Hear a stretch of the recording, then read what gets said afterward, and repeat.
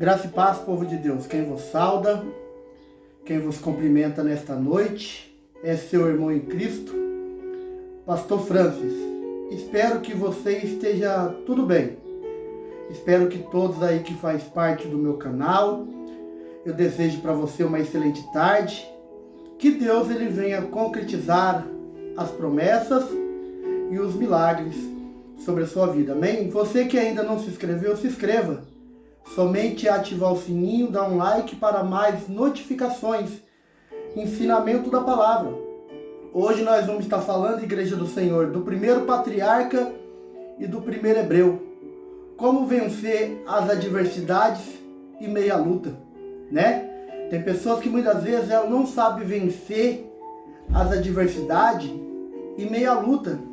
Até mesmo muitas das vezes a pessoa se estaciona no meio do caminho e não consegue alcançar os seus objetivos. Hoje nós vamos falar do primeiro patriarca, o primeiro hebreu, cujo nome é chamado Abraão. Primeiro livro da Bíblia, livro de Gênesis, seu capítulo 20, versículo 2. Capítulo 20 do livro de Gênesis, versículo 2 em diante. Diz assim: havendo Abraão dito a Sara, sua mulher, ela minha irmã, assim Abimeleque, o rei de Gerar, mandou buscá-la. Versículo 3. Deus, porém, veio em sonho a Abimeleque de noite e disse: esta mulher está para morrer por causa da mulher que tomaste, ela tem marido. Ora, Abimeleque ainda não havia chegado a ela. Por isso perguntou ao Senhor: matará até uma nação inocente? Versículo 5. Disse-me, ele mesmo disse, ela é minha irmã, e ela também disse, ele é meu irmão. Na sinceridade do meu coração e na pureza da minha mão, procedi. Amém? Só até aqui, eu vou explicar o significado dessa mensagem. Igreja do Senhor, preste muita atenção. Quando Deus chama o primeiro patriarca, o primeiro hebreu, chamado Abraão, é muito interessante. Quando Deus chama Abraão, Abraão ali ele tinha seus aproximadamente 75 anos. E quando ele vai ter o filho ali com a Sara, ele tem 100 aproximadamente. O que chama muita atenção, mas para a gente poder compreender quem era Abraão. A família de Abraão era todas pessoas idólatras. Eles não adoravam a Deus verdadeiro. O que eu acho interessante quando Deus aparece e fala para Abraão que dele fazeria uma grande nação, é muito interessante que houve ali uma grande renúncia da parte de Abraão. Por quê? Deus falou que de Abraão fazeria uma grande nação. A gente vai entender porque primeiramente Deus chamou Abraão e vamos entender por qual motivo Deus mandou Abraão sair do meio da sua parentela. Porque em primeiro lugar que quando Deus chamou Abraão, Abraão era escolhido para Deus para fazer uma grande nação através da pessoa dele. E segundo, quando Deus manda ali Abraão sair do meio da sua parentela, é bom a gente entender a Bíblia para a gente compreender por que Deus mandou Abraão sair do meio da sua parentela. Por que Deus falou isso? Mas Deus não é com a família? Deus não fala para a gente amar o nosso próximo, amar a nossa família? Sim, fala sim, com certeza. Amar é diferente de você andar junto. Quando a gente olha para o livro de Gênesis, para a gente entender por que Abraão saiu do meio da sua parentela da forma que Deus havia pedido a ele, a gente vai entender no livro de Gênesis, capítulo 11, seu versículo 24. O que vai dizer ali? De um homem chamado Terá. Quem era Terá? Terá, ele era pai de Abraão. E o que pai de Abraão fazia? Qual era a função dele? De fazer deuses estranhos e deus pagão, imagem de escultura. Os deuses falsos, os deuses de mentira que muitos aí acreditam. Por isso que Deus mandou Abraão sair do meio dessa parentela, para que ele não pudesse se contaminar com aquilo que Deus havia chamado ele, que era por uma grande obra, tomar conta de uma nação, fazer dele, através dele, uma grande nação, povo, nações e língua. O que eu acho interessante é que quando Deus chama Abraão, esse acontecimento ao qual nós acabamos de meditar, livro de Gênesis, capítulo 20, ali Deus já tinha concluído a maioria das coisas na vida de Abraão, tinha prosperado Abraão, seu sobrinho chamado Ló, que está lá no livro de Gênesis, capítulo 14, que quando Abraão resgata o seu sobrinho Ló naquela batalha com aqueles 4 reis de Sodoma, daí o que acontece? Antes de Deus anunciar a destruição da cidade de Sodoma e Gomorra, acontece de seguinte forma. A Bíblia vai relatar que o pastor de Abraão e os pastores de Ló, que cuidavam das ovelhas, dos seus patrimônios, começou a brigar. O que Abraão fez? A Bíblia vai relatar que Abraão fez o quê? Chamou Ló e falou para Ló assim, o seguinte, Ló, como nós somos parentes, o meu pastor e o seu pastor de ovelhas estão brigando, vamos fazer o seguinte, cada um vai para um lado, mas só que quem tem visão de Deus, entenda isso, igreja do Senhor, mantenha sua integridade mediante a oposição.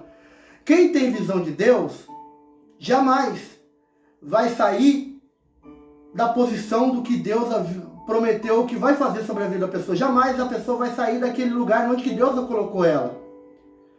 O que aconteceu? Ló, sem visão de Deus, olhou por aparência. Eu sempre falo para as pessoas que olhar pela aparência, o resultado é o fracasso, o resultado é a infelicidade. Não estou dizendo no caso sendo na vida sentimental, estou dizendo em vários aspectos. O que aconteceu? A Bíblia relata no capítulo 18 do livro de Gênesis, até a gente chegar no 20, o que aconteceu? Ló olha para as campinas, os matos verdejantes, e Abraão não. E Abraão ali fica no centro da vontade, no querer de Deus, onde que Deus havia colocado ele. Mas sabe o que eu acho mais interessante? Que quando Ló escolhe por aparência e por boniteza, Deus manda o anjo até Abraão e fala, olha, eu vou destruir a cidade de Sodoma e Gomorra, porque aquela cidade ela está cheirando mal diante de mim. Ela é uma cidade do homossexualismo e do lesbianismo. Deus ele salva o homossexual, salva a pessoa que está no lesbianismo, mas também a pessoa tem que ter força de vontade de querer se libertar. Porque se a pessoa não tiver força de vontade, Deus não vai descer lá do céu e vai obrigar ela. Ela tem que dar o primeiro passo, que a demais coisa Deus ele faz sobre a vida dela. O que chama atenção, que Deus ele anuncia. Rapidamente, quando Deus anuncia que vai destruir a cidade de Sodoma e Gomorra, Abraão, ele fala para Deus e vai interceder para Ló. Começa a interceder pela cidade de Sodoma e Gomorra. Daí começa lá, se tiver 50, o Senhor destrói, se tiver 40, se tiver 30, não. E se tiver 1, destrói. Resumindo, destruiu. Aí, inclusive, que quando Deus destrói, Ló sai. Depois disso, ninguém vê, Abraão não vê Ló mais.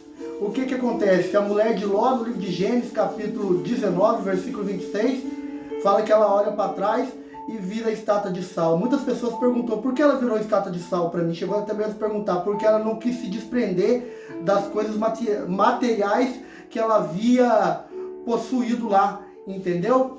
O que eu acho muito interessante dentro dessa passagem é que Abraão ele saiu desse lugar e foi para Gerar. Ele ficou tão impactado com o poder de Deus que ele saiu e foi para essa cidade chamada Gerar. E na onde que o rei daquela nação chamava Abimeleque. Mas só que Abraão ele ficou tão impactado com o poder de Deus, ele ficou tão impactado, que ele chegou falando dentro dessa nação que Sara era sua irmã. Porque para quem não sabe, a palavra Sara significa princesa. A mulher de Abraão era uma mulher muito formosa e bonita. E ele ficou com medo das pessoas tomar sua mulher.